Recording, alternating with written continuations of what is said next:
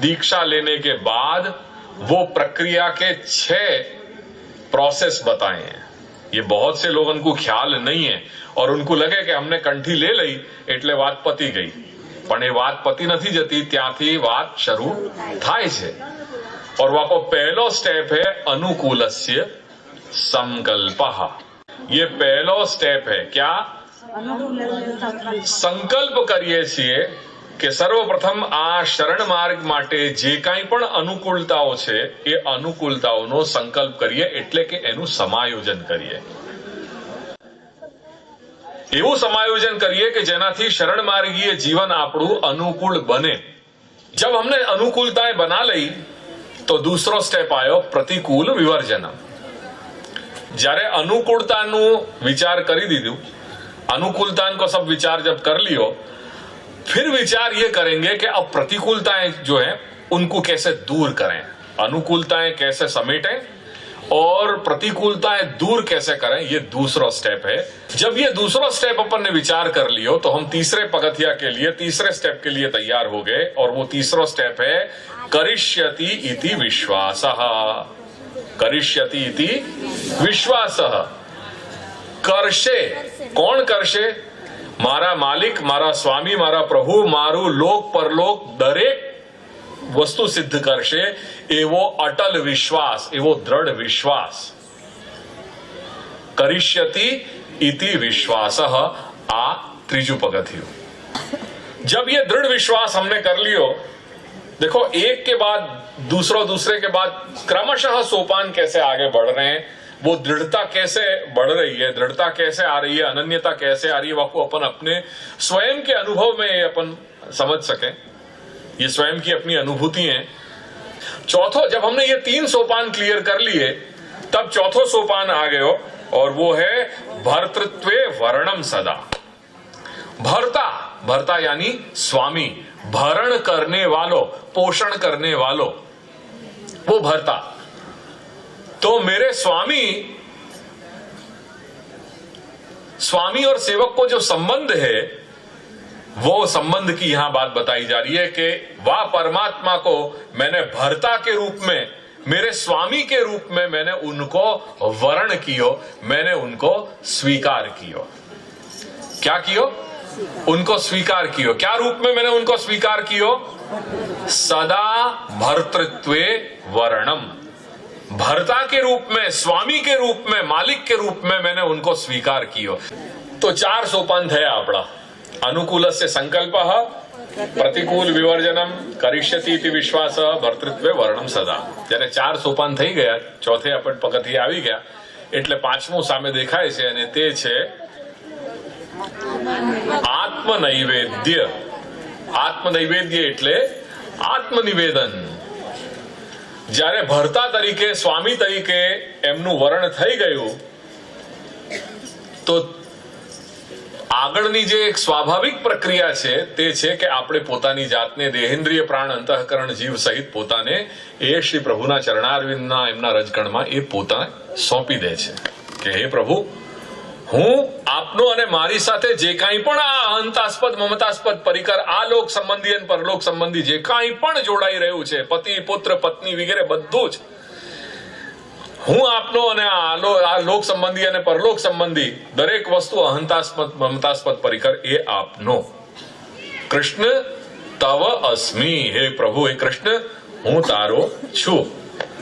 ये आत्मनिवेदन बड़ी सहज प्रक्रिया घटित हो गई। 5वें, जब अपन ने स्वामी के रूप में, भर्ता के रूप में उनको वर्ण कर लियो, तो और जब अंतिम में ये जब प्रक्रिया घटित हो गई, जब माने अपनो सर्वस्व सौंप दियो श्री प्रभु के चरणारविंद में, तब जो अंतिम सोपान है वो है कार्पण्य। कार्पण्य मतलब दीनता। कार्पण्य मतलब क्या है? दीनता। क्योंकि वो पुष्टि मार्ग को रहस्य है, वो पुष्टि मार्ग को मर्म है। यहाँ अहंकार तो चले ही नहीं है, यहाँ मात्र दीनता है। प्रारंभ में भी दीनता है, मध्य में भी दीनता है और अंत में भी दीनता है। क्योंकि श्री प्रभु कोई भी अहंकारी जीव को कुछ भी ग्रहण नहीं करें। श्री प्रभु कभी भी अहंकारी वस्तु को कोई भी ग्रहण नहीं करें। श्री महाप्रभु आज्ञा कर रहे हैं कि अंतिम सोपान दीनता है, और जाके लिए श्री महाप्रभु अपन को आज्ञा कर रहे हैं कि जीवई ही नमनमेव कर्तव्यम नाधिकम शक्यम इति सिद्धांत। अपने मार्ग को सिद्धांत क्या है? तो कह रहे हैं कि जीव श्री प्रभु के विषय में क्या कर सके, जीव के पास है क्या कि वो प्रभु को अर्पण कर सके? केवल अपनी दीनता वो अभिव्यक्त कर सके उनके चरणारविंद के रजकण में, केवल अपनी दीनता कर सके, नमन कर सके। वो नमन कह दो या दीनता कह दो या प्रव्वी भाव कह दो, सब शरणागति कह दो, प्रपत्ति कह दो, सब एक ही शब्द हैं, अलग अलग नाम है। सो यालिए श्री महाप्रभु आज्ञा कर रहे हैं निबंध में कि जीवई ही नमनमेव कर्तव्यम नाधिकम शक्यम इति सिद्धांत। ये सिद्धांत है मेरे मार्ग को कि जीव केवल प्रभु के विषय में नमन ही कर सके, नमन के अतिरिक्त वाके पास कोई सामर्थ्य नहीं है कि वो प्रभु को अर्पण कर सके। प्रभु हमारे बहुत दयालु हैं, करके एक तरफा बात नहीं स्वीकार है। जब उनको लगे कि नहीं, जीव अगर एक कदम चले हो तो श्री प्रभु 10 कदम सामने से चले।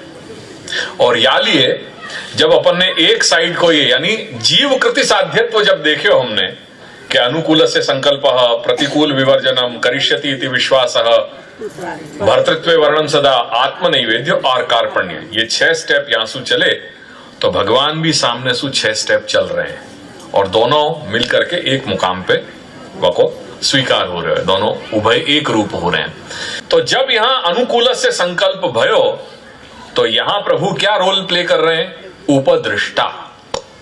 क्या रोल प्ले कर रहे हैं? उपदृष्टा।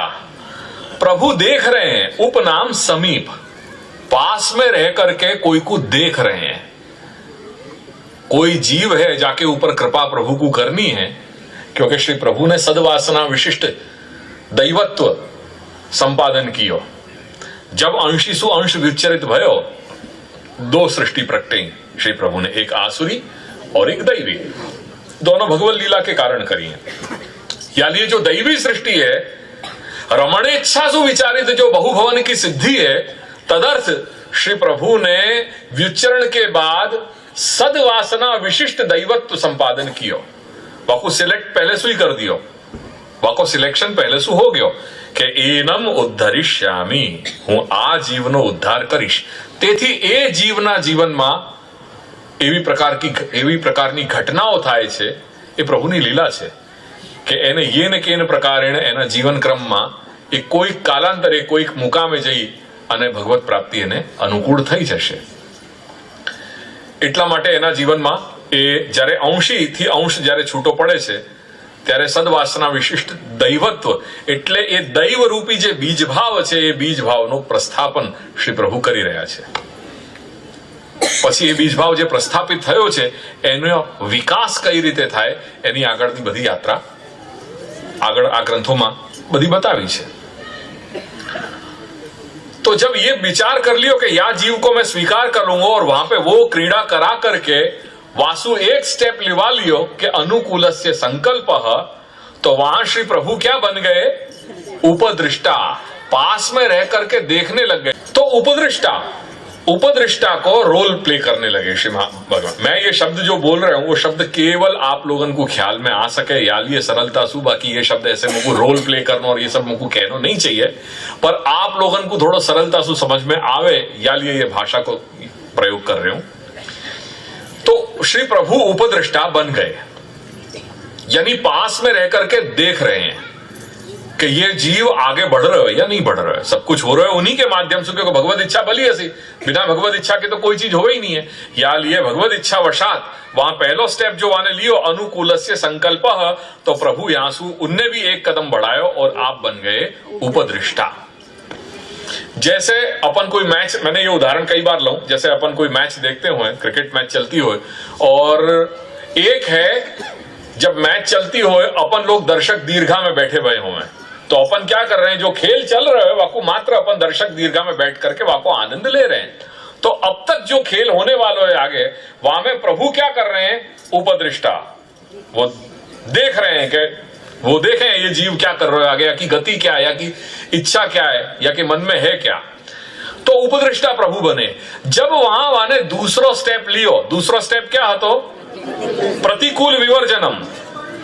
तो प्रतिकूल विवर्जनम जब दूसरो कदम उठा लियो तो यहां पे प्रभु को भी ये विचार भयो कि हाँ अब कुछ सीरियस लग रहे हो ये, या लिए जब वाने जीव ने जब दूसरो स्टेप लियो तो भगवान ने भी उपदृष्टा सु फिर दूसरो कदम उठायो, दूसरो स्टेप वहां पे भगवान भी ले रहे हैं और भगवान तब बन गए उपदृष्टा सु अनुमंता। क्या बन गए? अनुमंता बन गए। अनुमंता यानी मनन करने वाले, मनन करने वाले यानी ये विचार करने वाले हो गए। मतलब जीव के बारे में अब उनने विचार शुरू कर दियो। अब तक क्या है तो मात्र देख रहे थे जो ही है, पर જ્યારે લાગ્યું કે પેલા જીવે બીજું સ્ટેપ લીધું છે, હા હવે મને આના માટે વિચાર કરવો જોઈએ, એટલે પ્રભુ ઉપદ્રષ્ટાથી બની ગયા અનુમંતા।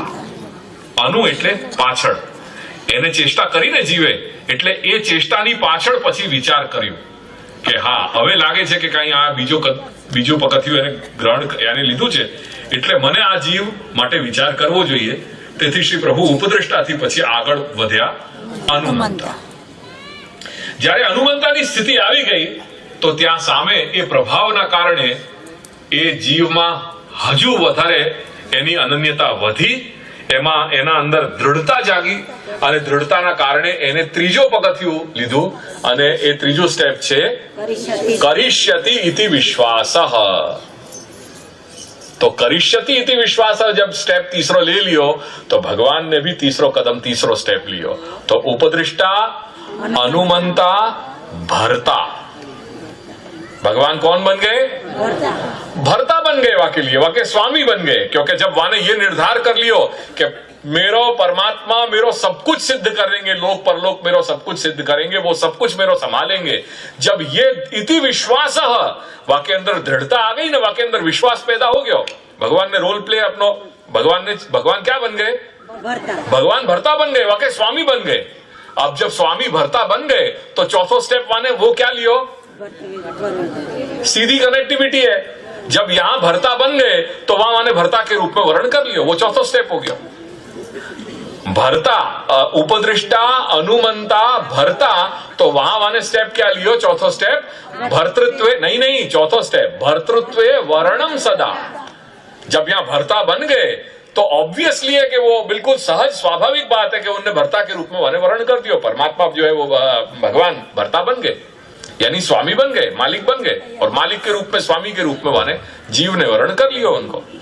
जब वहां वर्ण कर लियो, जब पांचवो स्टेप माने चौथो स्टेप ले लियो तो यहां भगवान ने भी फिर आगे चौथो स्टेप लियो। तो उपदृष्टा, अनुमंता, भरता और चौथो स्टेप है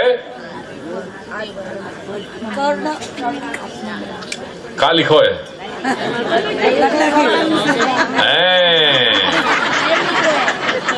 अब लिखो, लिखो लिखो।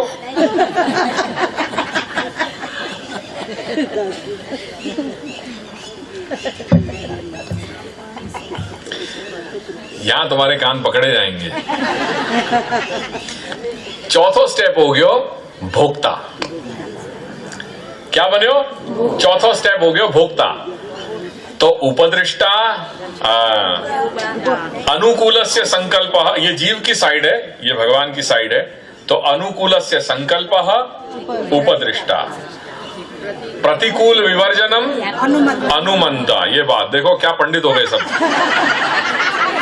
करिष्यति इति विश्वासः भर्ता, भर्तृत्व वर्णम सदा तो भोक्ता। ये देखो, तो जब भर्ता के रूप में वर्ण कर लियो, जब स्वामी मान लिए तो स्वामी को तो अधिकार बन जाए ना, या लिए स्वामी वाको भोग करने लगे कि अब मेरो अधिकार है तेरे पे, तो तू जो कुछ भी मुझको अर्पण कर रहे हो है वाको मैं भोगता हूं, वाको मैं स्वीकार करने वाला हूं, वाको मैं भोग करूंगा। तो भगवान वहां क्या बन गए? भोक्ता बन गए। तो उपदृष्टा, अनुमंता, भरता, भोक्ता। अब जब भोक्ता बन गए तो यहां जो भर्तृत्व वर्णन सदा हतो वो हो गयो आत्मनैवेद्य। जब भोक्ता हो गयो तो वो भोक्ता काय को भयो, जो वो भोक्ता बनने के कारण वाकू प्रेरणा क्या भई कि मोको अपने देहेंद्रिय प्राण अंतःकरण जीवात्मा सहित या लोक संबंधी परलोक संबंधी समस्त अहंतास्पद ममतास्पद परिकर को मैं अर्पण कर दूं। हे मालिक, मैं तेरो हूं, कृष्ण तव अस्मि। तो ये जब सिद्ध हो गयो तब वहां पे वह चीज के समकक्ष पांचवी सिद्धि पे क्या आए, भगवान क्या बन गए? महेश्वर। क्या बन गए? महेश्वर।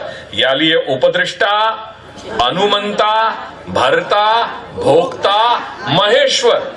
अब जब महेश्वर बन गए तो यहां अंतिम सोपान पे वो आयो जीव कार्पण्य।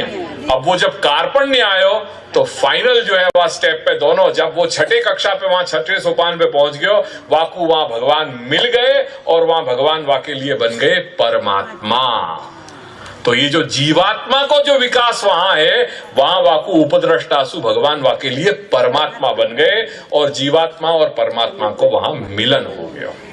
ये या प्रकार से पूरी षड्विध शरणागति की के सोपान अपन को समझने चाहिए जो अपने यहाँ बताए गए हैं। तो दोनों एक साथ चले। अपन कह रहे कि भगवान नहीं, भगवान अपनो हर हमेश क्षण अपनो विचार कर रहे हैं। श्री प्रभु अपने से कहीं दूर नहीं है।